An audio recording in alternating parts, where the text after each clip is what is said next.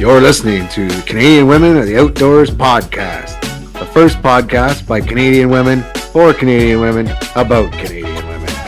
Brought to you by Revolution Armory. Join the revolution. And True North Baits, superior quality fishing tackle. See what the fuss is about. For 10% off all plastics, use code CWO10. Enjoy the episode. Hey everybody, welcome back to another episode of Canadian Women of the Outdoors podcast. My name is Nicole.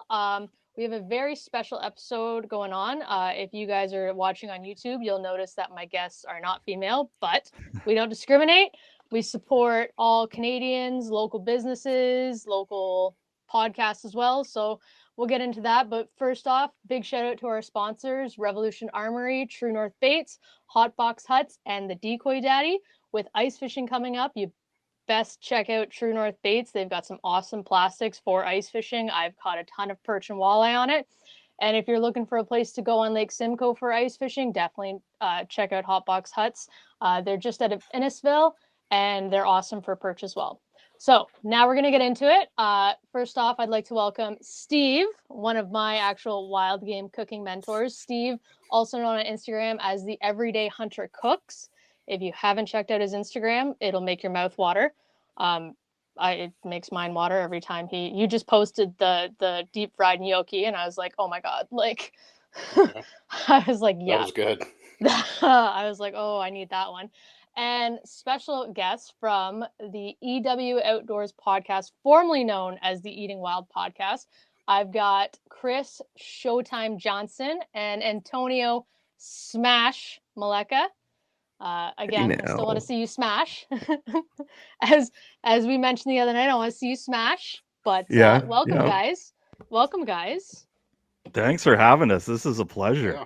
I'm pretty pumped for this episode. This is like going to be a lot of big chats, and like I said, if it just goes, keep going. If I have to break it into 2 episodes, I'll break it into 2 episodes. I'm not too worried about that. Awesome. So.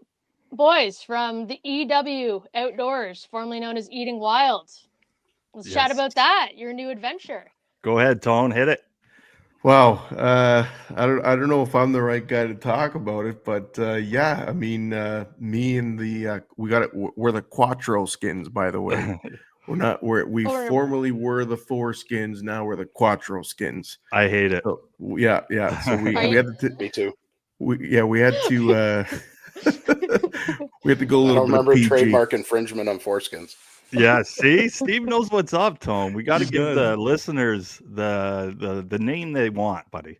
Yeah, I don't blame you, man. It was Lou and Dan that came up with the new name, and speaking you of say Quattro, I'm thinking of like cars and dirt bikes and 4-wheelers, right? Like Quattro, like that's no. It doesn't ring as nice as the foreskins. Yeah, exactly. I feel the same way. But Siege. I mean, if you want to elaborate a little bit, we have some really cool stuff we wanted to do, and moving forward with talking about what we love to do, Siege. Yeah, so we've had similar to you, Nicole. I think you started a year ago as well. Is it? Yeah. Just over a year now.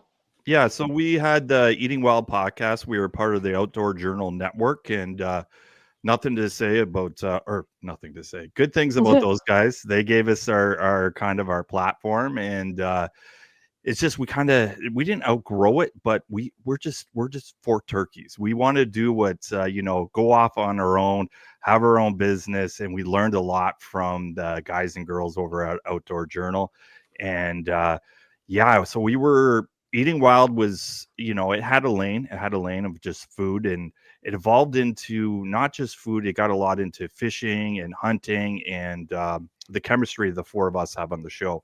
So yeah, we decided to go up. We branched out a little bit with the name change. It was Eating Wild. Now we're EW. So it's kind of the same a little bit, but you can find us on all the same platforms you're on, Nicole. And that's about it. Now you guys still are going to do like food stuff though, right? Oh, absolutely. That is a big thing. Like, I think now, Nicole, we're gonna do more. I think the difference between Eating Wild and EW is EW has a little bit more flexibility and more resources to go out there and do more cooking, do more hunting and fishing. Like CJ said, the ODJ boys, God bless them, they gave us they were our stepping stone. And again, we sort of started off with just the cooking aspects, and then bringing in the foreskins sort of changed the whole dynamic of the show. And right away, I think our listeners sort of gravitated to us, and it wasn't even about what Smash cooking today.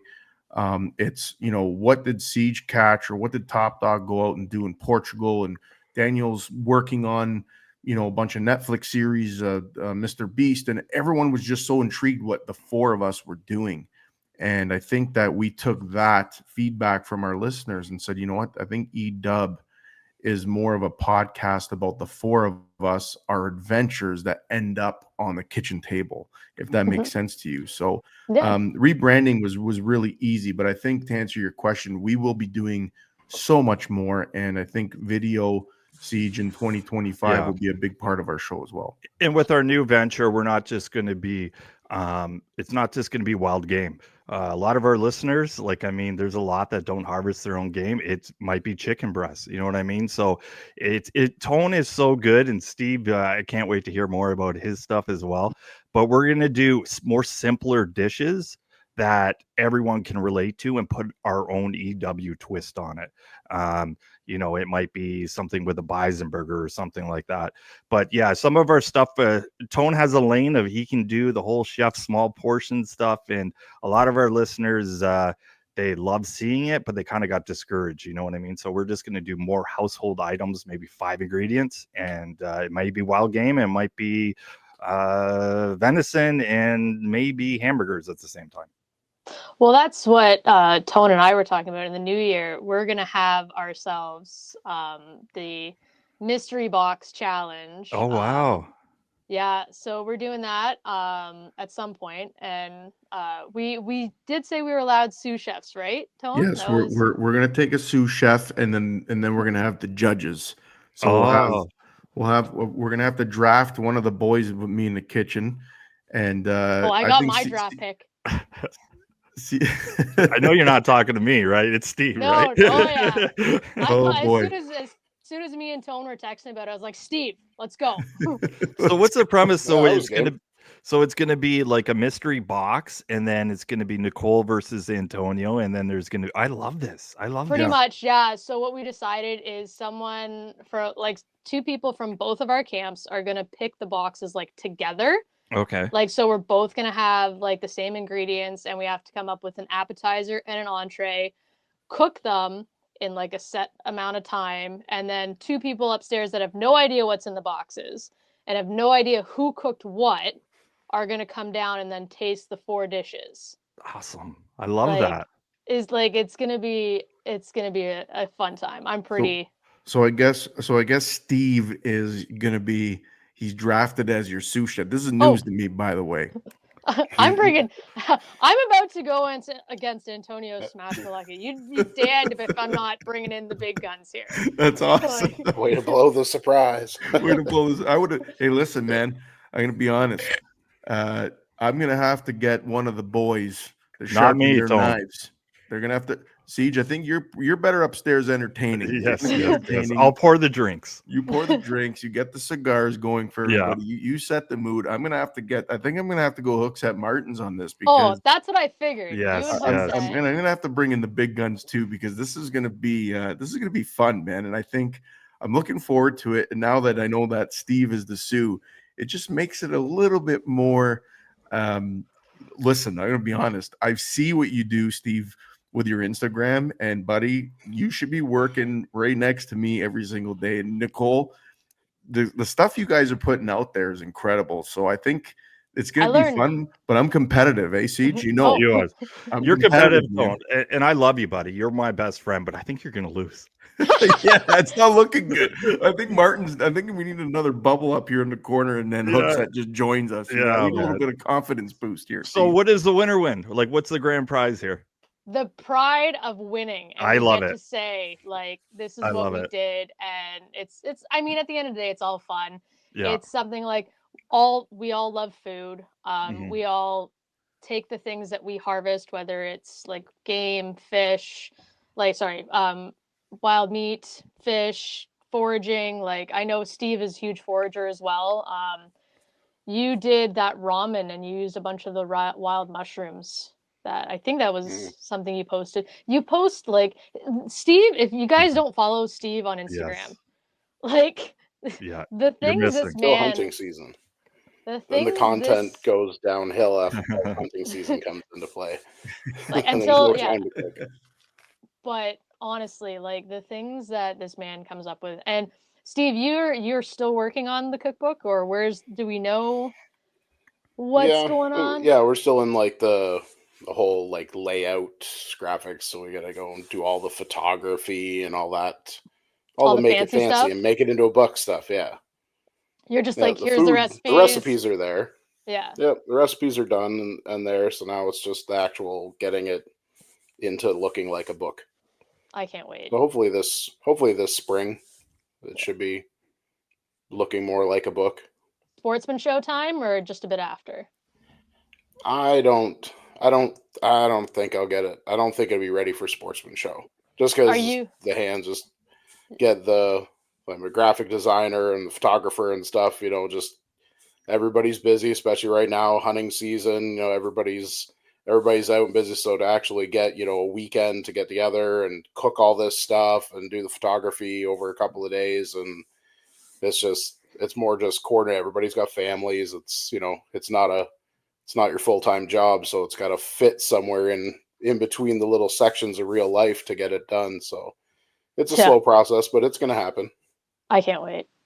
And boys, I know hunting wise you haven't done much, but I've seen the fishing boys, that you guys have been doing. I know Tone got his deer. Congratulations on that one. And I seen today that you guys made some amazing sausage out of it. And I listened to your episode today, and you guys are talking about all the delicious sausage that you made out of that. So what did you end up? Did you turn most of it into ground then, or? Yeah, we did. It was weird because I kept the tenderloins, I kept the back straps, and we the four of us have never gotten together and actually shared the kitchen together and processed something that we actually went out and got ourselves, other than fish. Like, we catch fish every year, especially, for crappie opener, we'll make crappie tacos and we'll do a whole bunch of different batters and sampling our spices and stuff like that. But actual wild game and siege, we've popped lots of waterfowl throughout the years, but venison, I would say, was probably our first big game that we did, the four of us together. And Siege was the first one that told me, Smash, if you can make this venison taste as good as, beef or pork or anything that will make me want to eat it more, I will sit in a tree stand more often, because when we go, Siege is a waterfowl. Siege, you could say it yourself. You're dialed in with duck and pheasants and grouse and stuff like that. While me and Hookset and now Lou, we still go sit in the stand hoping that buck is going to come out, and it came out, and I popped him. And the guys came, we celebrated together, which is part of the whole harvesting celebration of, it wasn't a huge deer, but it was my second buck that I've got. And we just couldn't wait to get back to the kitchen. And I think we wanted to make the most out of what we had. And I think grinding it up and making sausages and burgers. And again, I'm crazy. We got a bunch of Wagyu, we got some veal, we had pork, and we just went. You were using Wagyu with it? Yeah, we added some Wagyu for the fat. Wagyu is insane. That's next level. It's next level stuff, and that's eating wild. That's E-dub. That's me being crazy. And Hookset was just like, listen, like we got to add fat. We got to make Siege sit in the stand longer. And I think we had a special guest walk into the kitchen that day unannounced, and it was Mr. Toddy Tickle. who Mr. Toddy Tickle makes the Warhammer baits, musky baits, and he so happens to come. He was messaging Siege. He's like, I'm in the neighborhood. I got some baits for you guys. So this guy walks into our shop, and I looked over at Siege and said, I'm going to make you guys a burger. Oh. And it was one of the burgers that we did with jalapeno and cheddar. And it was about 50% venison and 25% Wagyu and 25% veal. So it was very lean, but the fat from the Wagyu was just, game changer. And I know I had a plan in mind, Nicole. I was like, I'm going to get Siege to eat this burger, and he's going to go out tomorrow and he's going to buy himself a rifle. Yeah. And needless to say, Toddy Tickle came in, doesn't hunt, and I made these guys a smash burger with a fried egg and blue cheese. Yeah. Oh. And I watched Siege, and I'm watching Todd grab this burger, and they're biting into it, and the yolk is coming out of their face. And Siege looked at me and he's like, "You son of a bitch." Yeah, he did it. He did it. He was like, "What are you doing to me, man?" Yeah, I have a hard time. I'm a big time waterfowl guy. I have a hard time.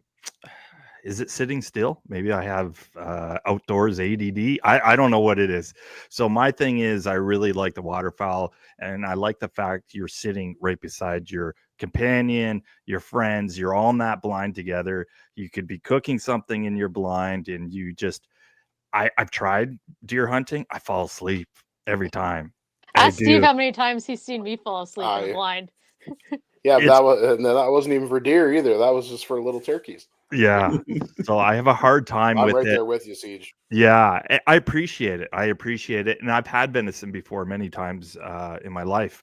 I'm not going to knock the people that made it for me in the past, but it was, salt and pepper. And I didn't really care for it.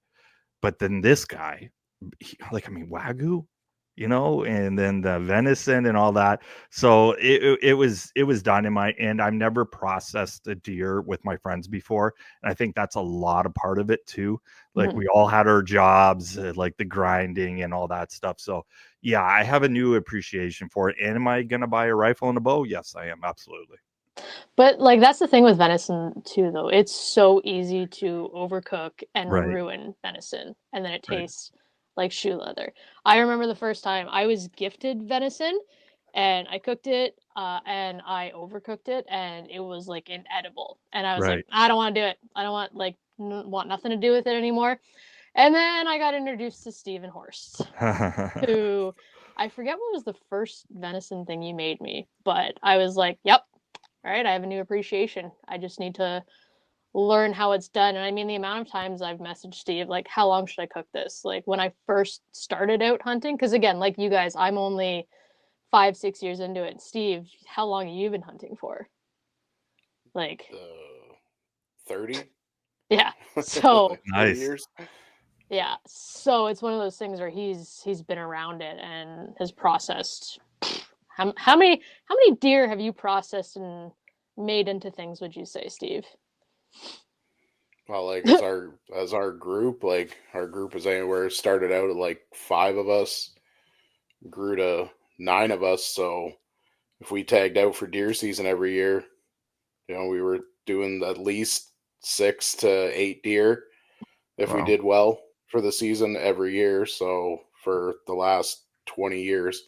So we've probably done over 100 deer that we've processed, and we've always done everything ourselves. That's my family, my dad and my cousins and stuff. They all grew up on farms, so everything was, you did everything yourself. That's just the way it was. There was no taking it somewhere for processing. You didn't have that kind of money, so everything was made. All the sausage was made from scratch. Everything, even my aunt, up till the last few years ago, my aunt would, hand sew the casings to put summer sausage in, just make everything from scratch. So yeah, we processed a lot of that's probably one of my funnest parts of deer season. I'm same as Siege. I have outdoor ADD for sure. I don't care for sitting in the stand. It's boring. Unless the deer would just run by every 5 or 10 minutes and I just, have something to watch. Yeah. But for me, I'd pick waterfowl any day. If I could get a goose the size of a deer, I would never deer hunt. at all. It just the only reason I deer hunt is because it's just a lot of meat. It's just a lot of meat for the freezer is the only reason I go out. And, family, just tradition that 1 week a year you go out and do it. But I don't bow hunt for deer or anything. We just do the gun week. And as soon as that's over, I'm just back chasing birds in the fields. Nice. Awesome. Yeah. But goose is that same way. A lot of people with venison and waterfowl's that same thing where people get like, even when I was a kid, I didn't like duck. And it was because the only time I ever had duck, it was cooked like well done. Right. And which, you get a mallard and you cook it well done, it's now liver. Right. And not too many kids kids are keen on that liver taste. Even goose meat, when I started out waterfowl hunting more, goose meat was what we used to save the venison. So instead of making sausage and summer sausage and pepperettes out of venison, we'd make it out of goose because, you can put pretty well anything into a pepperette and it just tastes like a pepperette. You're never going to know what the meat is that's in it. By the time you mix your pork and all the spices and smoke it, you lose the actual game. So we were always, sub the goose meat, and the goose meat's not that good until we started to get a lot more of it. And then it was going, I feel like I'm wasting it just grinding it all. So then we started to cook with it more and started to experiment more. And you're like, wow, this stuff is actually good if you don't screw it up by overcooking it. Right. Yeah. I find that's like the same with any kind of wild game though. Even like turkey. Turkey, again, wild turkey, there's like such a small window of opportunity and then you ruin it. Like wild turkey, I find wild turkey probably one of the harder ones to cook. But it's still my favorite. Lean. Oh, it's still one of my favorite hunts, though. Even though you have to sit still, it's still my favorite. Do you see the hunts? What do you mean? Aren't all the hunts look the same behind your eyelids? Oh, stop it! I don't fall asleep all the time. It's not all the time. It's just you have your little nap, and then you get up and you shoot. That's all. That's just me. I must bore you a lot when we go out then. Well, no. It's just usually it's really early, and it's whatever. Stop that. So if I was paired up with you, Nicole, we'd make a terrible partner. We'd just be sleep passed straight out. You know what I mean? But let me tell you though, nothing wakes you up as soon as you hear that gobble. The gobble, yeah. Then all of a sudden you're just like, I'm awake. Or in Steve's case, he had a porcupine almost attack him this year. Oh, Jesus. Was it a porcupine, Steve? Yeah, it was a porcupine. It was in the tree right above me. And I thought it was a squirrel at first because it was dark. So I just thought I could hear all this scratching and kind of like nibbling stuff. I'm like, oh, I got the squirrel above me. As soon as daylight hits, it's going to be chattering and nattering at me the whole time. It's going to ruin my hunt. And then at one point in time, I moved over to the tree beside me and I look up and, that's not a squirrel. And it was a porcupine. It kept trying to come down the tree right beside me. It kept wanting to come down to leave the tree while the turkey's coming in. So I'm like kind of whispering at it to shoosh it back up the tree without scaring the bird. And eventually when the bird started coming in, I couldn't say anything, couldn't talk or move. By the time I pulled up the gun on the bird, the porcupine was about a foot off the ground, was almost on the ground right up against my leg when I fired the shot. And so I was like, well, I'm going to shoot this and it's either going to get scared and it's going to hit me or it's going to go back up the tree. And thankfully it shot back up the tree as soon as I fired. But it was pretty fun. They're cute. I just don't want them that close to me again. Well, yeah, because I can imagine that like it would just like the needles, like no thank you. Like and they come down quill first. They come down backwards. Oh. So ouch. Yeah, they come down just tail sticking out there. So it was definitely, I was going to get a hand or a thigh full of quills if it made it all the way down the tree. Makes for fun stories. You don't forget those ones. Yeah. Oh, absolutely. I mean, that's still like my very first turkey hunt when that big old raccoon came up to Lorianne and I like almost ruined the whole hunt hearing my very first gobble and I jumped 16 feet in the air because the turkey was like right beside me and I'd never heard a turkey gobble that close before and it scared the shit out of me. Like, now boys, it's December and you guys just got back from freaking St. Clair musky fishing. Oh yeah. What weather? Why? Like it's duck hunting weather. but like you guys are like fishing. And it was even before this warm front that we have. I don't know what the weather's like for you guys now, but it was last week. So it was when it was down here anyways, it was terrible. And we showed up on Thursday and the spot where we go to launch the boat was completely frozen. And then we went to and checked out another place, same thing, frozen over. And then we packed up from the Airbnb on Friday. Yeah. And we're ready to cruise. Everything's packed up. We're pouting. And it's like, it is what it is. You guys know you're in the outdoors, and Mother Nature doesn't care if you had those days off. So I happened to go by the boat launch before we left. Antonio and Louise were already almost on the highway. And I saw a bunch of duck hunters. You were talking about duck hunters.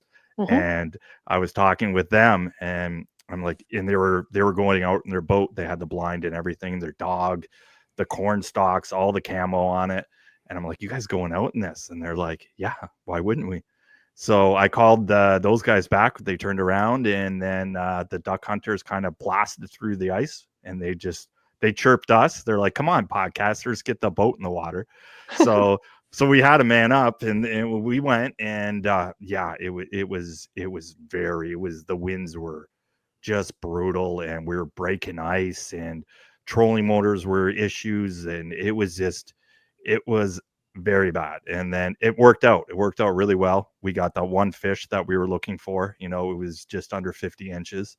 Oh shit. Yeah, it was good. And it was the one fish, and I was the one that hooked up on it, and I threw a temper tantrum. And Tone knows me. I'm very easygoing, but when you have all your eggs in that one basket and that fish is there and it's the only one you're getting, it's the only one you've seen. And then we had issues with the net. Luke got a lure in the net. I'm screaming, oh my God, get the net. Like, I'm just losing it.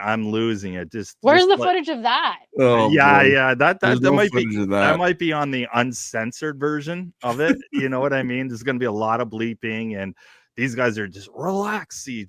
But when you see that fish, when I saw the head come up, I knew it was a really good monster. It was a monster, and we got it done. And it was the only fish for the trip that we were there. So yeah, it was incredible. And we're nuts. We are very, like, Antonio had the heated socks. I had the heated vest, and we look like Iron Man out there with all the batteries attached to us. You know what I mean? So it was worth it. And just musky fishermen are insane. And just the fact that we work so hard for something we don't even harvest. You know what I mean? At the end of the day, it was a great trip though. Yeah, because that's like you don't eat a muskie. No, like that's. Like I've actually never caught a muskie. It's on my bucket list. Oh, really? Yeah, I've never caught a muskie. Oh, we got to change that, Tone? Yeah, I would love that. Steve, you were muskie fishing on St. Clair for your birthday. Was it this year or last year? Last year. Yeah. Last summer, we had some friends took us out. They get a cottage every year down on St. Clair, and they asked us if we wanted to come down for the weekend. The wife and I went down. So, you ever caught a muskie? And nope.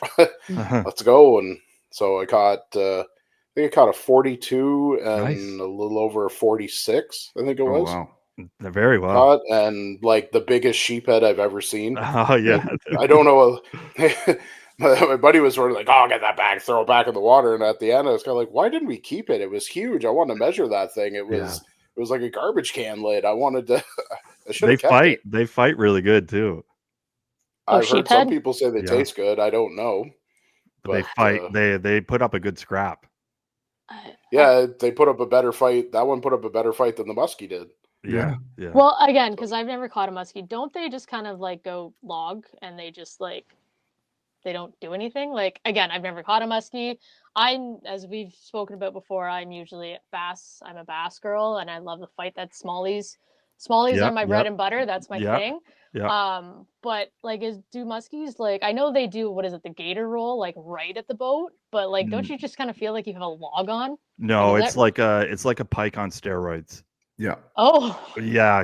It's now, mind you, it's a great point, Nicole. This time of year when the water tone, what was the water? 33? We were at 32, 33, and that's lethargic time. Like Yeah. that's when Yeah. that's when Cold as I fuck. mean, Yeah. if you get the water, I think Kyle Moxon was telling us when we went up for the musky brawl, that time of year when they're feeding, That's early fall. November. That was like, I was going to say, that's like early like November, fall, when that water drops below 40 and you hook into these musky that are ready to beef up for the winter. See, they're like pike on steroids, 100%. And that, like catching my 50s in the past with you on the boat right next to me, I would say the adrenaline that you have is very similar to putting an arrow through a buck. Like it's buck fever, but on the water. And nothing like and again, I understand why Siege had a meltdown. I really want to see this footage. Oh yeah. Now I know why your nickname's Meltdown on COD. By the way, I'm putting things together here, Siege. I've known you a long time, but you've never seen me like that before, have you? Lose your mind. And you mentioned Lou getting the lure caught in the net. What happened was and you ended up losing a combo. You lost your tranks. Oh, don't even. Oh my God.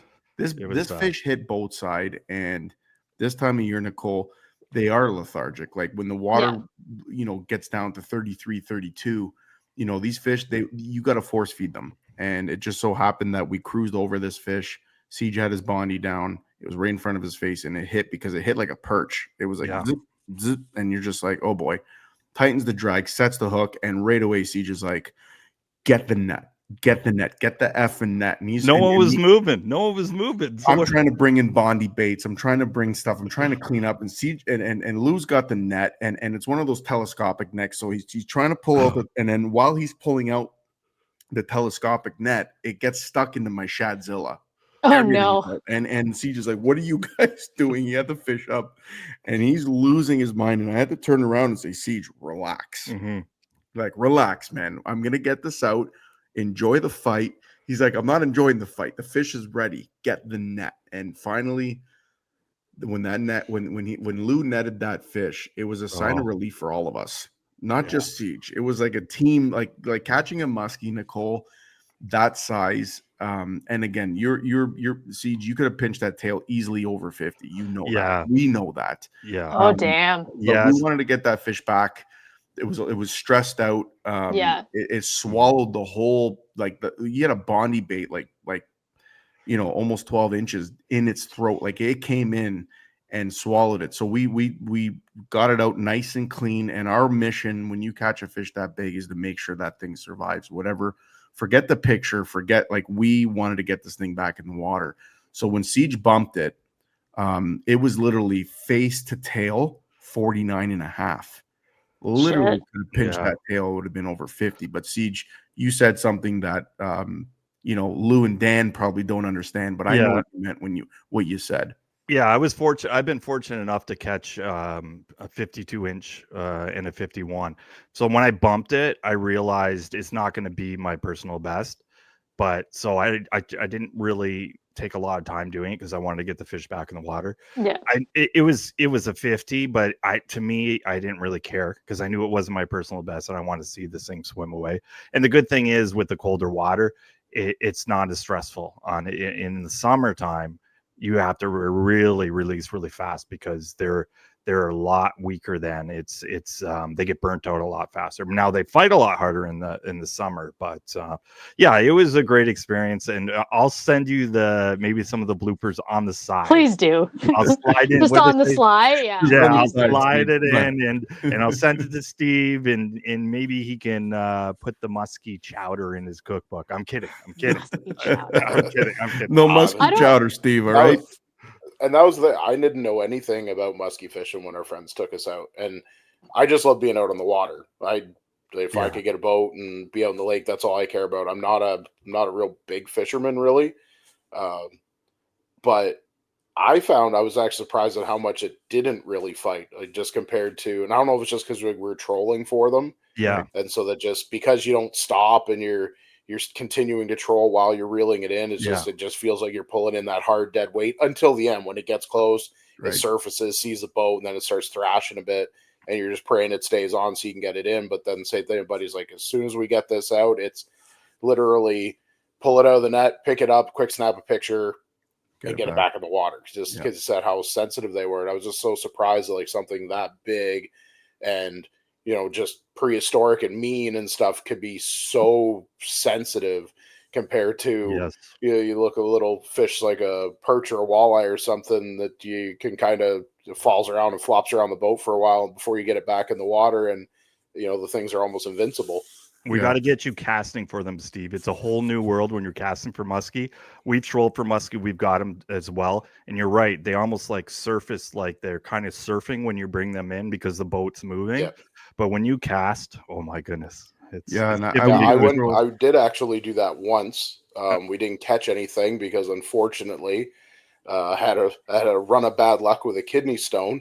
That I found out. So we were out. We had actually Lorianne and I had gotten, I think it was an auction or something. It was like a charity auction or something that I got this this musky fishing charter up in Renfrew and went and did that. And it was great. And we were casting and casting. I definitely get where they get the whole, you know, fish of 1,000 casts because we were going at it for a while, but unfortunately I couldn't stay out on the water long enough to actually make it happen before having to go to an emergency room. That's brutal, man. But that was fun. I prefer doing that. I prefer casting and stuff over trolling. That would be, I can only imagine the fun of, you know, launching that big bait out, bringing it in. Actually, my big is I want to do the whole, the figure eight. Yes. Like having it track it up to the boat and then do the figure eights and have it smash right there at the boat. That would be intense. Yes, it is. And I would say too, Steve, muskie in different lakes fight differently, and this is not I'm not Gord Pfizer here, you know, giving you marine biologist statistics here, but in my personal experience in Siege, I got to ask you this too. This summer when we went out to the Kawartha Lake area and we went on a certain lake and we took a certain champion on the boat with us, and you were casting a mega bass jerkbait. And you were getting like pencil muskie. I wouldn't even call them pencils. They're like 30 to 40 inch. How amazing did those muskie fight? And they cleared like smallies, Nicole. If you love smallie fishing, like I do. Catching these Kawartha Lake muskie, Siege on your bass gear is got to be one of the funnest things you could ever do. Were you on sturgeon? Yes, we were. I tell you what, I know the Kawartha Lakes. I know the Kawartha Lakes well. I used to spend a lot of time up in Bobcaygeon and Buckhorn, and I know those lakes. I caught quite a lot of bass in those lakes. No muskie though. Right. It's like I mean, they're growing the population of muskie, especially like on the southern end of the Kawartha Lakes. Yeah. So Rice Lake has been just talking to a lot of the guys out there saying that it's coming back. It's coming back. And really? Sturgeon, we went out with Taro Murata with the champ Cody Kovanchek, and we had a day, Siege, and we were nervous, guys, because we got out there late and it was probably close to noon when we actually got out to some of the islands we wanted to cast at, and Siege, we popped like. Yeah, that's why I love the Kawarthas. We were targeting at that time walleye. And you never know what's going to hit there. Oh, no. That's the best part about the Kawarthas. I love that. I love that about it. And I'm speaking for ourselves, and I know, Nicole, you do a lot of multi-species fishing as well. There's nothing better than putting a day where you get pike, largemouth, smallmouth, muskie. Some of these people that are just strictly one fish and that's all they target. And they just, I don't know how they do it. There's so many good fish in the Ontario waters, and just to target one, I think you're really limiting yourself. Well, and the thing with fishing is too, like, no matter what you throw on there, like I've seen pike bite bass lures. Yes. I've thrown a massive lure on to catch a big pike and got a bass. Like, it's just, you just never know what is like gonna hit it. Like, we went ice fishing and 2 years ago, and we were on Nipissing, and we were fishing for walleye, and Caitlin caught like a 4-pound smallmouth bass through the ice. Through the ice. In oh, nice, beautiful. Like just going for walleye, and we're like, wait a second, like we weren't targeting, like we didn't have any kind of bass gear on, like like not even like a huge hook or anything like that to be able to lift a bass. And yeah, like this massive bass came in. I was like, what is happening right now? Like you never know with fish. That's the it's a love-hate relationship with fish. I love fishing. It's kind of my bread and butter, and like I said, smallies are my thing. But again, I've targeted smallies and caught pike. Like those sticks from True North baits that I use, that I always catch my smallies on. I've caught pike on those. I'm like, why are you biting this? Like, no, we do the same. We use the True North their tubes, and pike love them, you know, and bass, and it's just like it's crazy because you never know too, because your buddy gets the net and you think it's one fish, and then when it gets closer and all of a sudden everyone's, oh my god, that's a musky. We thought it was. It's just, I don't know, it's giving me goosebumps now. I'm loving this. But good question. You guys on St. Clair, do you ever catch a sturgeon? Not yet. No, I like that. River, not yet. It's happening, but not yet. Niagara River Siege, we hooked up once by musky fishing, right? No, it was bass fishing. Was it bass fishing? Molly fishing underneath the Peace Bridge. Right, under the Peace Bridge, and we didn't know what we had on, but it was definitely a sturgeon, because we followed that fish for almost 45 minutes before finally we're like, we got to get this thing off, Siege. Oh, I'll paint a picture for you. So there's 3 of us just using tube jigs. We're just using your sponsor tube jigs, the True North ones, and we're just bouncing them around off the Peace Bridge, and then not off the Peace Bridge, but obviously in the water. We were just doing that, and all of a sudden I just feel something. I thought it was a snag, and it was just pure weight, and I could feel a head shake. So Antonio had to jump on the boat, and we had to chase this fish all the way past, if anyone knows the Fort Erie area, the old fort. We went forever. Shit. Yeah, we chased this fish forever, and the whole time it's midsummer, so we got like jet skiers going by us, big like pleasure boats going by us, and they're looking at us, and I'm standing in the front. And Antonio's like, give him room, he's got a dinosaur on. So we get all the way, I get over it, and Antonio finally got me over it. We caught up to it, and then right when I lift up on it, it realized it was hooked, and it was like, not today, Munja Cake, you're done. And it just snapped. It just snapped. But I would have loved to see it. And it's Steve, that's on our list for sure. It's sturgeons. Yeah, it's just something that St. Clair that we saw. Because also like, what are those? My buddy was like, those were sturgeon. You'd see them surface. Right. Like they'd surface out of the water. You just kind of see their backs. They'd surface up and go back down. And I've always wanted to see one. Up close. So it was cool to see them not even that far from the boat. All of a sudden, kind of crest up. Yeah, I just wondered if you guys spend so much time on there, if you ever caught one. No, we haven't yet. It's crazy to me that like these massive fish are in water that we swim in. Yeah, it's a little terrifying. Like even us, so me and Steve were up on like Saugeen River area. There's huge muskie in the Saugeen River. I've heard. And like we will do like river floats where we'll float down river and stuff like that. And then you think about it, you're like, there's like massive fish in this river, but my toes are just like chilling as we're floating down the river in the summer, and it's just like, when is one of my toes going to get bitten off?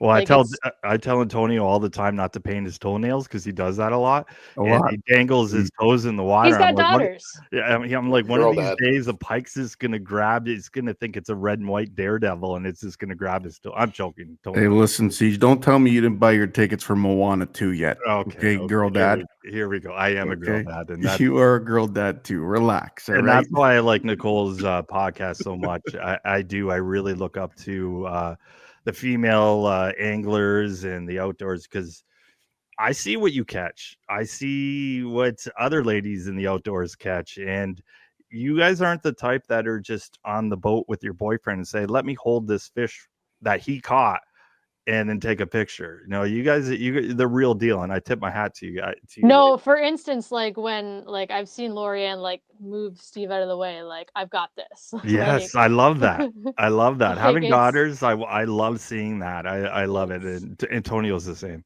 Yeah, and I think us too, Siege, we've been with the EW podcast, we've had major female influencers on our show, and going to the Muskie Brawl was probably the first time we met Aaron Wilson, who, I knew nothing about her until scientist, like crazy smart. I watched her video really smart of landing a musky by herself in the Kawartha Lakes.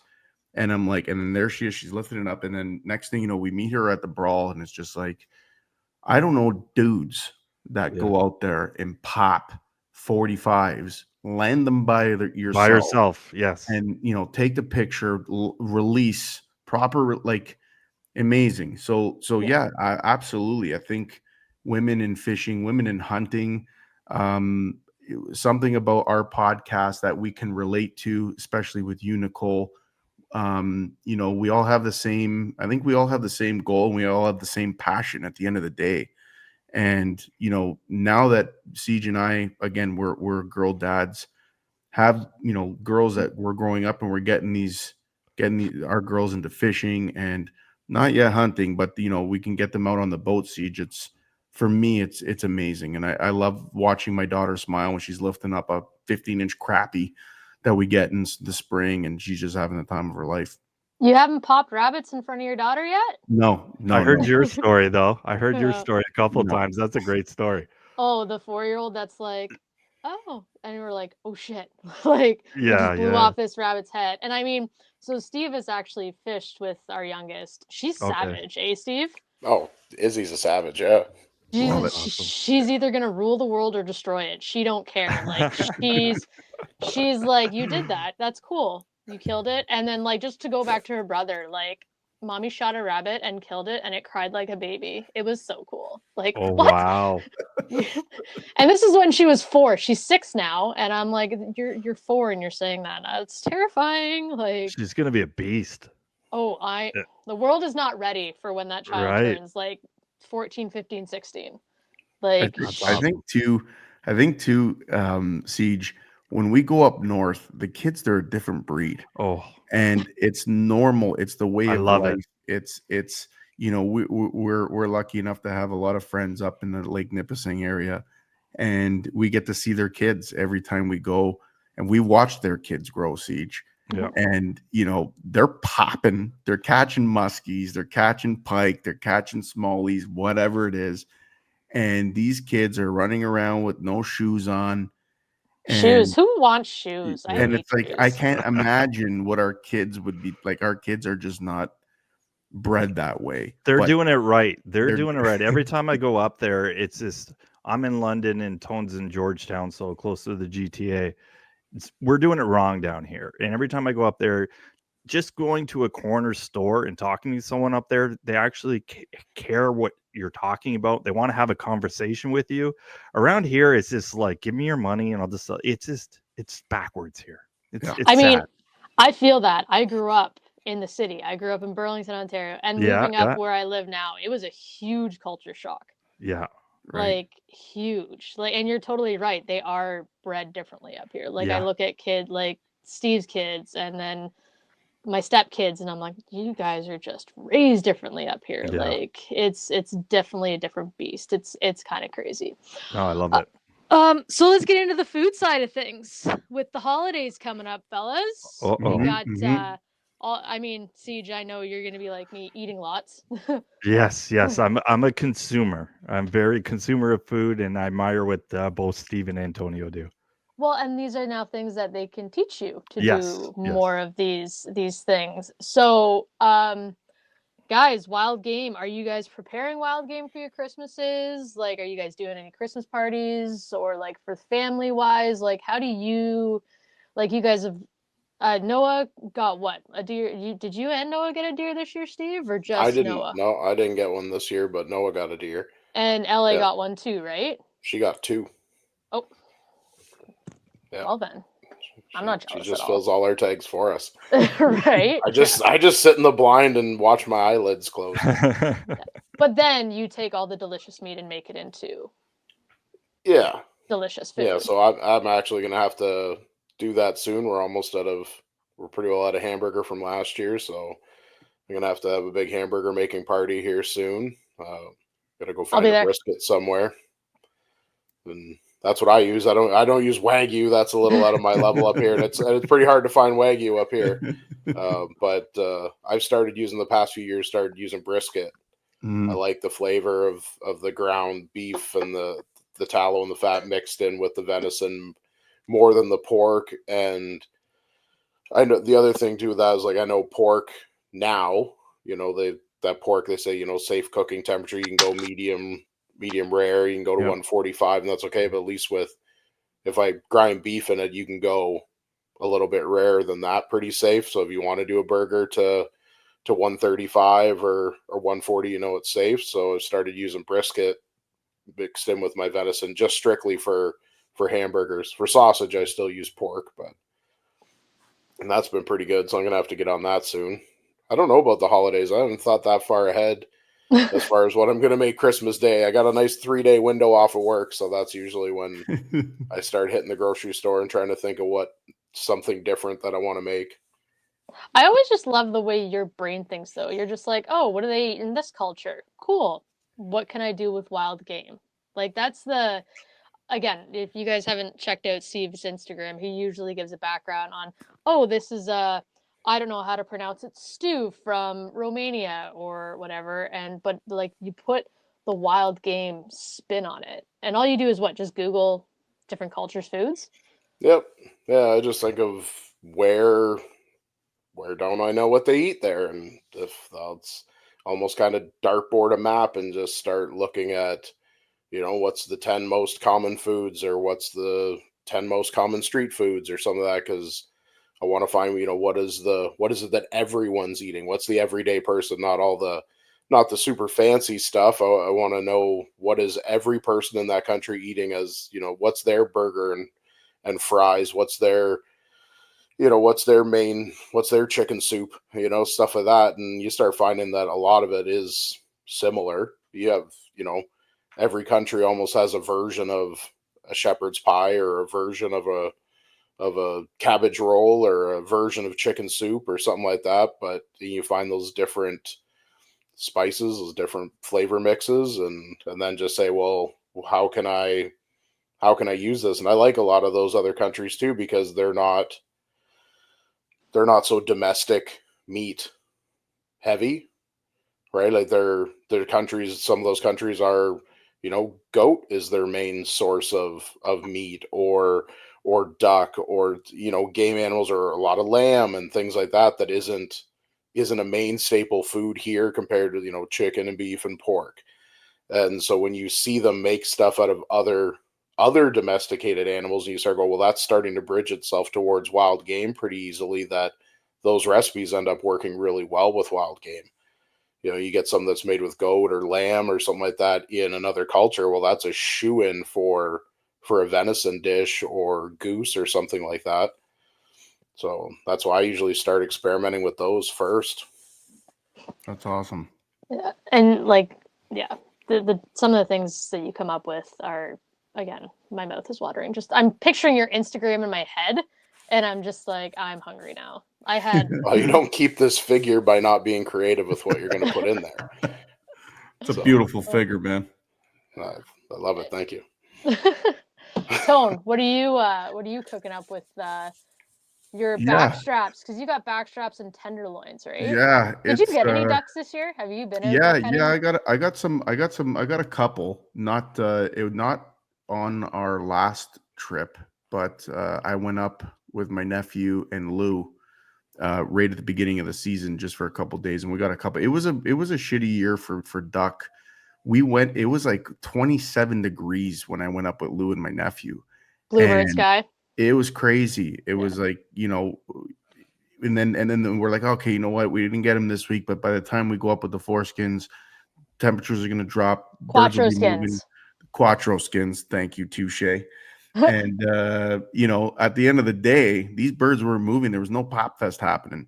But to be honest, to answer your question, I'm Italian. And, when I balance the festive season with work and what traditionally we eat, and I love how Steve was saying how different cultures, you can cook venison as an ossobuco. You can do Italian traditional cooking with duck or goose or any of those dishes. But for me, being Italian and being Catholic, meat is a no-no at Christmas. Really? That Christmas Eve shows how much I know. It's all fish. It's all fish and seafood. So you don't eat food. You don't eat meat on Christmas Eve, and you don't eat meat on Good Friday. Those are the 2 days. I did know about Good Friday. I didn't know about Christmas Eve though. So Christmas Eve is the same. We treat it like Good Friday, but it's awesome because we work with seafood, fish, and being Italian, every time it's like going to a kitchen table, a big family like the size of my family, and everyone brings a little something. So you have the Italian version of a potluck. Well, that's just a recipe for disaster because everybody at that table makes it the best. I don't give a shit if I've been cooking for 30 years.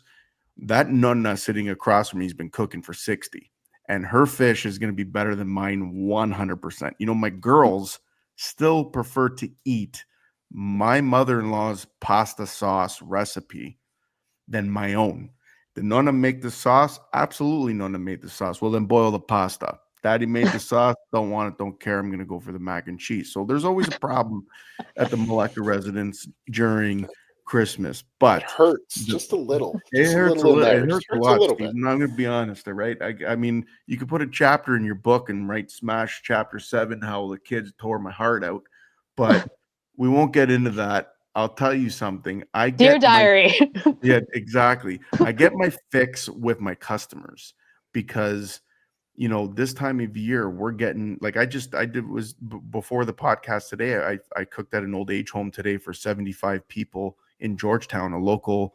It was a local place where they got my number. They said, "Oh, we heard you do catering and this and that." So I came and we did turkey, stuffing, cranberry sauce, gravy, mashed potatoes, candied asparagus. Like it was awesome. Time out. Candied asparagus? Yeah, so they wanted something different. They didn't want Brussels sprouts. There was a vote going on in this, and they said, "We don't want Brussels sprouts." So you sure I make this amazing Brussels sprout recipe where I do it with a little bit of syrup and I candy them. They're like, "Candy, well, that sounds amazing. Can you do that with a different vegetable?" I was like, "I can do it with any vegetable you want. You just tell me what you want." And they said, "Well, we want asparagus." I'm thinking, well, we're in December. Your asparagus is coming from Peru. It's skinny as it's probably. Shit. You know what I mean? And I said, but you know what? I'm going to do it because you're my customer. Customers are always right. And I did it, and I just did it.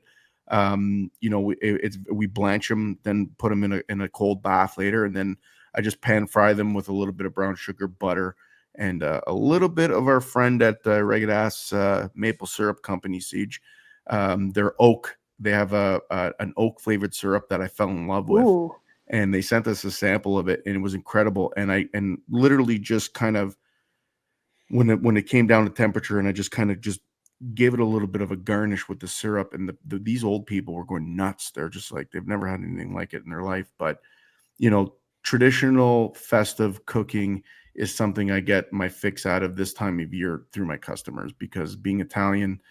We don't get to have, the big bird and the mashed potatoes and the gravy and the stuffing and, hams and, oh my God, pea meals. Like I've seen so many videos on Instagram of people doing, and I bet Steve probably done millions of these, where they're doing like these big ham hocks or, smoking and briskets. Briskets are so popular right now because like what Steve said, they got the fat, they got the tallow.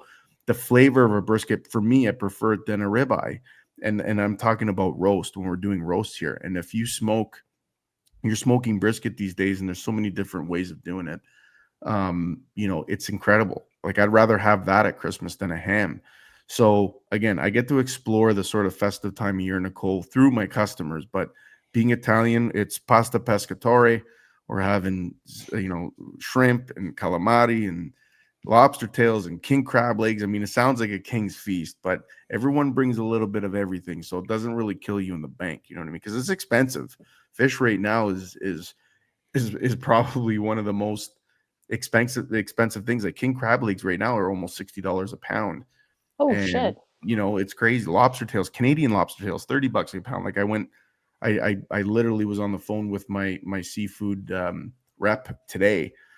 ordering stuff and getting stuff ready. And she was telling me the prices of some of the stuff, and it's crazy. But it is what it is. But again, I enjoy both styles, and we could celebrate on New Year's Eve with a nice big ribeye or some scalloped potatoes, something like that. But for game, I think I'm going to save my back straps and my tenderloins for our crappie trip, because I think I want to make sure that the four of us are together. And I'm not sure how we're going to do it. I'm going to have to wait for Steve's cookbook to come out first, so that way I get some ideas, or go back on his Instagram and try to get some ideas going. But yeah, I'm excited. I'm excited to definitely this season, especially with E-Dub and the boys, we're going to experiment. And I think getting out there and getting out in the outdoors, like you said, you and Steve are going down the Saugeen River, like right away. I'm thinking about it. It's like amazing. And I want to get out there. We need to build content, but also exploring recipes and newer ways of cooking wild game. And I feel like Siege, we are fairly new at this. I've been cooking my whole life, but wild game and fish, like this is something that we can put twist on, but make it easy, like you mentioned, right? Yeah. We're a longtime fishermen. So we all started fishing for, I've been fishing since I was in diapers, but hunting's newer to us, I'd say, in the last 5 years. And the reason we got into hunting is our fishing trips, I'm talking about Mother Nature again. There's a lot of times on our fishing trips, we couldn't get out fishing. So we all got our hunting license because we're like, okay, we have the time off. Let's learn how to hunt. And for us, hunting is so cool because we suck at it and we're learning, we do. We're learning, right? So I'm not saying we were pro anglers and we got bored by any means. We're still learning on the water, but I think we had fishing dialed in. We can dial it in, no problem. We'll go against anyone in fishing. Hunting, still waiting on that. We're just waiting on. We got to have that happening, cook. But yeah, hunting, we're newer to it. Like, it's been 6 years. I guess that is somewhat new. And Steve was mentioning earlier how long he's been hunting for. So, and we're just really excited. And the best thing is to have a guy like Antonio, because my fishing trips before consisted of hot dogs and craft dinner and peanut butter and jelly sandwiches. I've known this guy. He's like my best friend. In the last 15 years, he gets anxiety at 5 o'clock if we're on the water. And if the fish are biting, he doesn't care. Anxiety sets in. Yeah. And I got to take him back to the dock. He's got to do prep and everything. I'm like, Antonio, you do this for a living. Why don't you take a break? We'll order a pizza. He looks at me in disgust. He's just like, a pizza? Shut your face, mister. Shut my face. The exact words. So, and that's his thing. So he'll prep all the food. We come back and we'll talk about fishing. And there's nothing, I believe Nicole and Steve, you can agree with this. At the end of the day, sitting around eating with your family, loved ones, and talking about that fish that got away that was probably a little bit smaller than you said it was or whatever. It's just nothing beats that. Nothing beats that. We're pretty spoiled too, us ladies. Like, we'll go out, like me, Caitlin, LA, the girls, do girls trips and stuff like that, and we get the pleasure of having Steve cook for us. Yeah, Steve. We went up that, Siege, having a Stevie boy around. Oh, who's LA? Sorry to interrupt. Who's LA? Lorianne. Okay, I know. Wife. Okay. Yeah, it's just okay. It's easier to Short say. form. That's what we call her. Kind of okay. Siege. Yeah. So LA. We did a ladies trip up to Whiskey Lake last year, and it was the best because Steve came up. It was a ladies trip, but Steve was the only guy up there, and we had breakfast, lunch, and supper. Wow. Like, we got up, we went fishing for trout early in the morning. He's like, okay, ladies, breakfast is going to be ready at like 9:30. We come in for 9:30, eat breakfast, go back out. Okay, ladies, lunch is going to be ready for noon or 1. Come in, eat, go back. Like, we didn't have to do anything. It was like the best thing ever. And it's Steve, so the food is going to be it was bomb food. Like, it was like everybody needs a Steve. Yeah. Everybody needs a Steve. And he loves it, right? He gets surrounded by like beautiful women and why not? It's not the worst. Not the worst. I'm gonna have to upgrade my friends. Hey, see, you and the boys are gonna have to. Yeah, we're gonna have to talk after this, bud. Yeah, I know. Steve's got it dialed in. I understand what Steve. And you're right, Nicole. He's Steve has been a listener of ours as well for a long time, and we appreciate all the support Steve has given us. And he sends the me spices that he uses. He's put your spices. What's going on with those, by the way? Well, go ahead, Tom. That's go a ahead. great question. Now we've been holding back. We've been holding back a little bit. Yeah, a little bit. Again, this going into EW Outdoors is going to give us the opportunity to get more involved with certain things that we were, kind of holding back on, and not to get really into it or get political or anything, but I think now we have sort of the green light to get more. And listen, like Siege, we've talked about this before. We're not in the spice business. We're not in the knife business. We're not really, we're not selling pots and pans. But what we are doing is we are reaching out to our fellow, our community people like yourself and like Steve that have the same passion, whether it's cooking or whether it's fishing or hunting. And believe it or not, we put a stop to the spices, and it was getting crazy. Siege was his phone was blowing up. It was like, "Are you getting more? Are you getting more? Are you getting more?" And we have our recipes. The recipes are down, and it was just a matter of mixing them up and getting them in the bags for people. But I think 2025 they will be available on our e-commerce store, which we're in the process of setting up right now. But I'd love to hear from Steve what his favorite was. And I know, Nicole, you've DM'd me so many times about those spices, so I do know what you like. But Steve, I'd be very intrigued to see what you thought of the spices and what's your favorite. So I always found like a good niche for each one that was my favorite thing. So vegetables, like we used to in making the sweet asparagus, I'm surprised that you weren't using your own maple, that smoked maple on carrots. I do the smoked maple carrots and smoked maple on Brussels sprouts. Amazing. That was my number one. Was that thing went straight to the vegetables. The kids like the lemon pepper, the key lime lemon pepper. It was good. Fish, chicken, stuff that was good. Probably my favorite was the smoked piri piri. Right. Honestly, that was my most but it was my most one where it was like I could put that stuff on anything. Exactly. That was I could put that on anything. And the chimichurri was really good, especially to make. Like I would make chimichurri with it. Yeah. Or just make a chimichurri sauce with it and add some extra parsley and a little extra lime juice and mix it up with some oil and make it nice. It made a great steak sauce and great on venison on backstraps and stuff. I like that. And it was a good seasoning too, in with ground, in with a burger or something like that. It was good as well. But the piri piri was the one that I found I liked it on the most variety of stuff. Right. And I think Martin's because Dan had a pretty big input with the piri piri. And the second time that we made that batch, we added a little bit more smoke to it. And I think we talked about changing the name piri piri to all purpose Siege. Do you remember that? Yes. Because it's exactly what Steve says. You could put it on anything.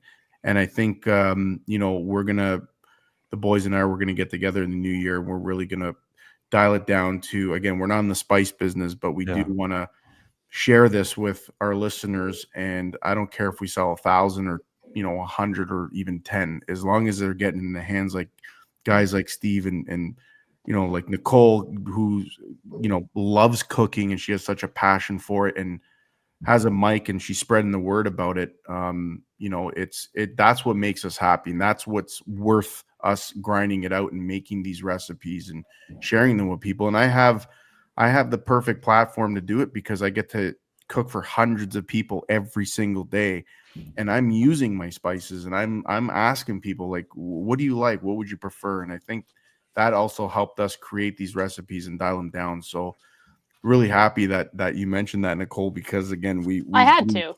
I'm I'm almost out of some of the spices, like the key lime lemon pepper, like the smoked maple. I'm out of those ones, and I'm like, I need them. I need them back in my life. All I have left is the jerk and a bit of chimichurri. Yeah, I'm all out. We got it. I got the again. We import, or I should say, I import most of the the key lime and lemon, like that lime seasoning comes from Spain. Oh shit! Yeah, it comes from Spain, so it's not easy to get. And I think again, Dan, we were talking about it's like we could do a lemon pepper for fish, but why don't we add that lime? Why don't we get that zest? And I think that actually absolutely turned that into one of my favorites. You know, we're working with different spices, a tequila spice, a beer spice now. So we're going to come up with a drunken jerk, and we're working on some exciting stuff, Nicole. And I'm going to tell you, you guys will be the first ones to get it. Yeah, for sure. I know for sure Steve's going to post something, and it's going to be beautiful, and you're going to make something, and it's going to be beautiful. So I'm excited to get these in your hands. Like I said, the key lime, and I think that's like, again, there's so many like lemon pepper spices out there. Right, you guys are coming up with stuff that's like not. It's different. Like the key lime, that's totally different. Never would have thought to add that into a lemon pepper seasoning. Like you see lemon pepper wings and stuff like that. Now it's like, no, we're gonna do key lime and lemon pepper wings.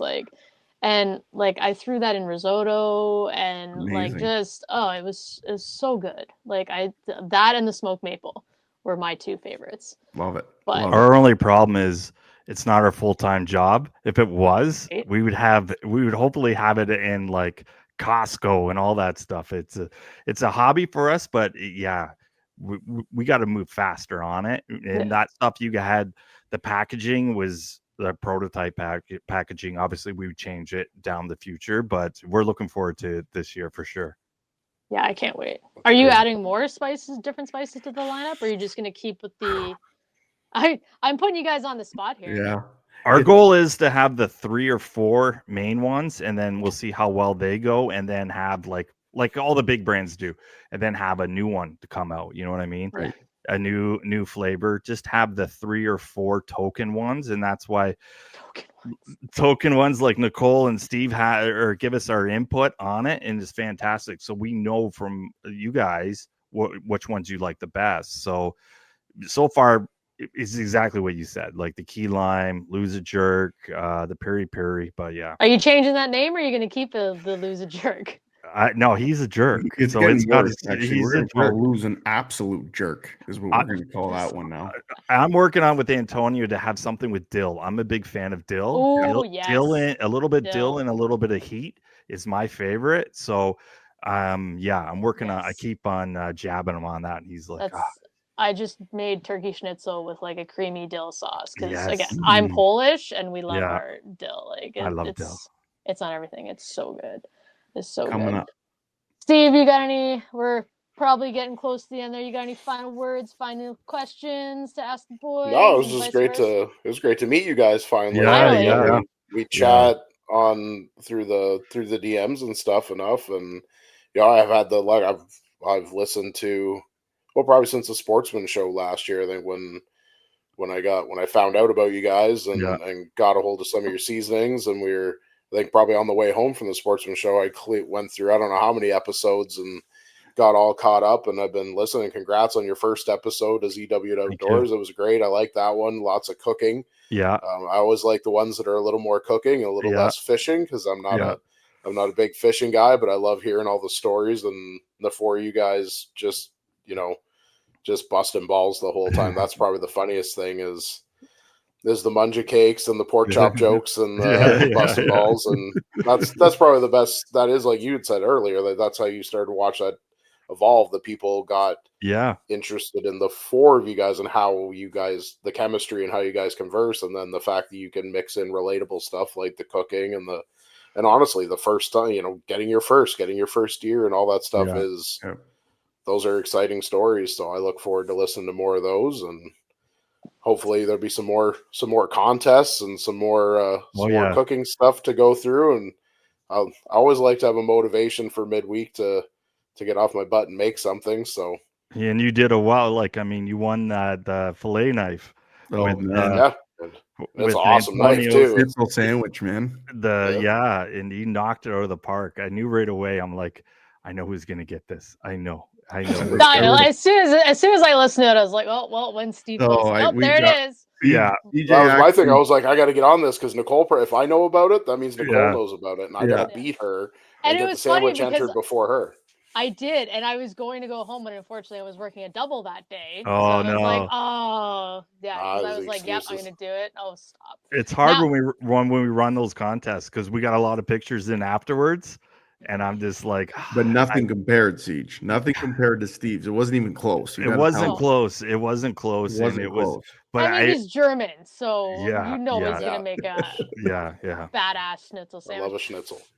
And like on Steve's point, hearing the four of you banter, probably one of my favorite episodes was when you guys, I think, went to St. Clair or Erie, and you guys went to the casino, and you guys were chirping Lou because he was being super creepy with the chick at the craps table. Oh my god! Like just hearing you guys chirp him about that, like, and just like straight, like just not even caring. He was being creepy. He was staring her right in the eyes. It was making her uncomfortable. I was dying because I can just.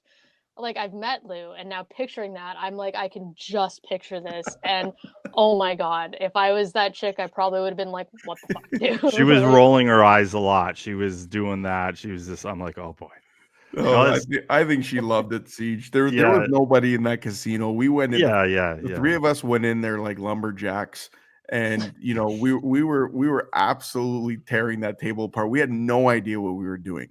Absolutely. Who plays craps, first of all? Like, we went in there and we're like, okay, so how does this work? We roll a dice and we bet on a number. Beautiful. And then Lou just was holding this dice and staring at this lady in the face, and he's rolling, and he wouldn't crap out. He was just rolling and rolling and rolling. And then he told everyone at the table it's because of the eye contact. Well, it just made everything weird. But but he was winning dough for everybody on the table. It was good. High-fiving us, and Jesus, it was crazy. No, we like that you mentioned about how you can picture yours, like Lou doing that, and that's what the picture we're trying to paint with our listeners. Like a lot of people fish the same waters of us, and everyone has that road trip up to a fishing or hunting, and they all do the same kind of busting each other, you know, chirping each other. Who's going to catch the biggest fish? Who's going to lose the fish? And that's what we're all about. We're not experts. We're not experts here, and we have a lot of fun. I think, Steve, you said one time in our direct messages, it reminds you of watching the Goodfellas or something like that. Yeah. You know, the way we harp on each other, and then we love each other at the same time. But it's the Goodfellas or the Good Feathers. Yeah, remember the Good Feathers from the Animaniacs. I think that's the pigeons just giving each other a hard time. Yeah.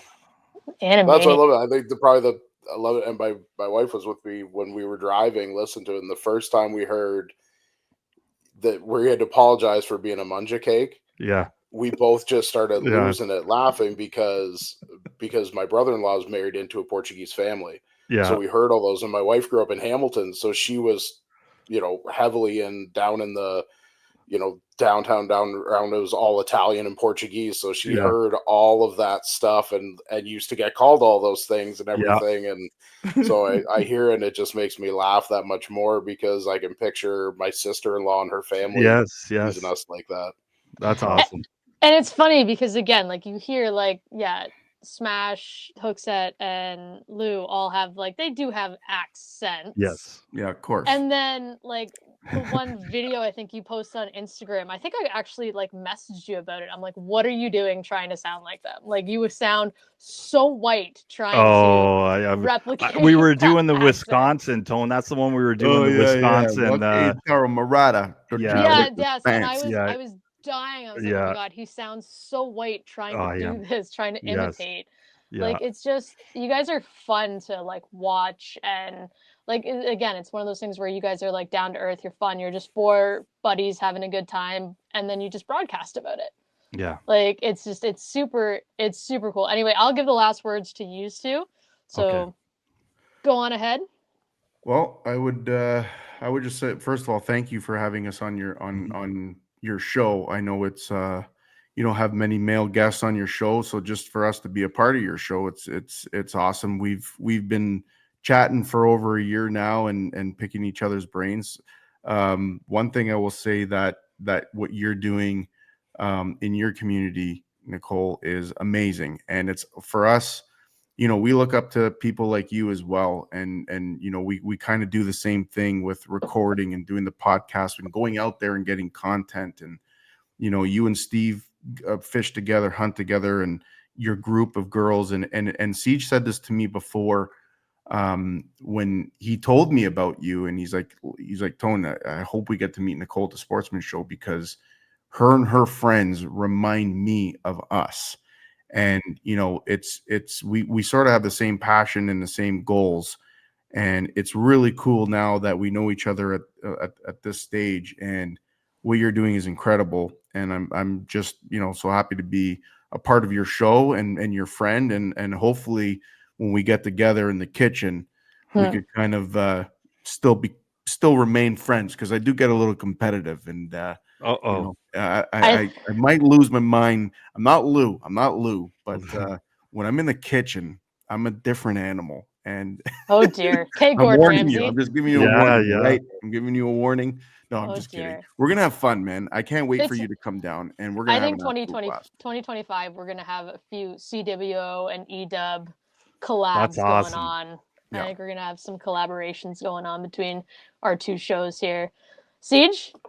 No, yeah, thanks for having us on, and it's been a pleasure. I believe you were the first female guest on Eating Wild. I was. Yeah, and it was fantastic, and I was so nervous. Oh my God, you have no idea really? How nervous I was I was so nervous to be on that show. I was like, and I was sick too. I remember I was like, I don't know, am I gonna lose my voice? Like, I was so nervous. So no, you're a pro, and I always listen to your episodes as well. And it's just this industry is big, but it's small at the same time. And connecting with people like you and Steve, it's fantastic. We all have the same mindset, and I love what you say. I think I can't. What do you say when you end a podcast? Something with the outdoors. I don't want to quote the outdoors belongs to no one. Yes. So get out there and just hunt, fish, canoe, kayak. It's kind of it's not anybody's. Right. It's not anybody's. You don't have to be professional. You don't have to. It can be your first time. It could be your 100th time. Let's just get out there and do it. Yeah. No, I love that. And we're learning there is a lot of politics in fishing, and we never knew that. We never knew that side of it. We never knew there was politics. We thought everyone that fished got along, and to have just wait till you guys get deeper into hunting, eh, Steve? Oh yeah. God forbid we post a picture of Antonio's buck on Instagram, and we got flagged for everything.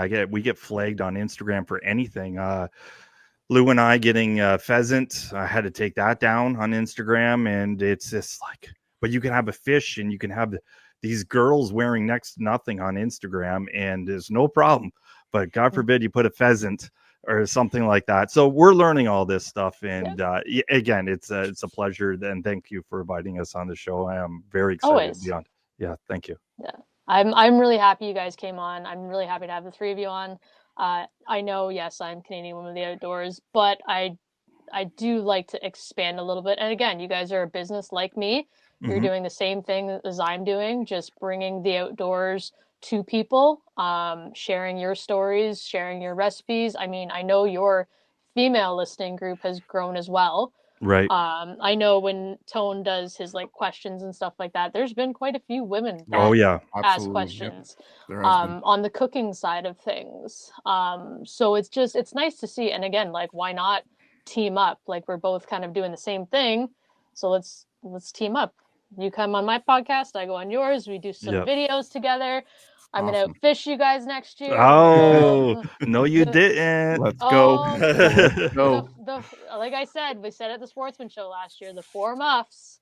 I've got my girls. We're going to go against the 4 skins, and then Steve will cook for us at the end. So, Tone, you can actually spend the day fishing and not have to worry about food after. Are we allowed to use True North baits in the tournament for us? Ooh, I don't know. Because we have a lot of them. Okay, we'll steal some of yours. Bubblegum, right? Bubblegum is your... you remember. Damn, yeah. That's my I may have some of those after hearing your podcast about them. Maybe. Well, speaking of, guys, with ice fishing coming up, if you guys want 10% off all plastics, use code CWO10. So that'll get you 10% off your plastics. That's for all our listeners as well. Otherwise, guys, again, thank you so much for coming on. We'll be talking to you guys about the Cook Fest. Siege will be a judge. Yes, he'll be the entertainer and the judge, and yeah. Me and Tone will be losing our minds in the kitchen. I won't be swearing. I'll just be like internally like, oh, like I'll be like the quiet, just like staring. So, but I'm really looking forward to that. That's going to be a really fun time. Can't wait. Like, looking forward to it. Caitlin's got to be a judge too. I probably. Yeah. Like it'll be those guys upstairs, and we'll figure out who's going to make the boxes, and yeah. We're going to have to set up some ground rules, whether it's wild game, probably wild game. We'll have to do some form of wild game.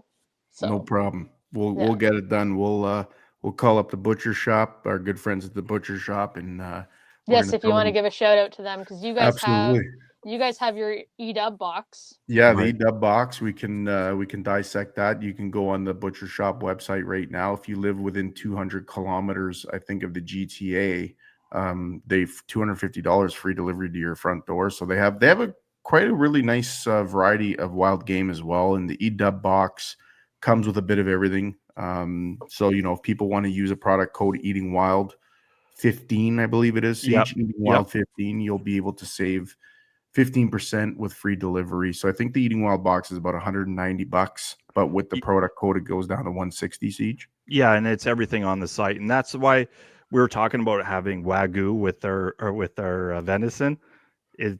We have a good sponsor, so we're that's okay. That's why we're okay with it. The average person probably wouldn't have that opportunity, but yeah, Eating Wild 15. That's awesome. All right. Well, thank you guys so much again for coming on. Ladies and gents, thank you for listening. Again, as we were just saying, the outdoors belongs to no one. So get out there, get hunting, fishing, canoeing, kayaking, camping, whatever it is. But as they say, the cure is outdoors. And thank you guys again for coming on. Thank you. Thank you. See you.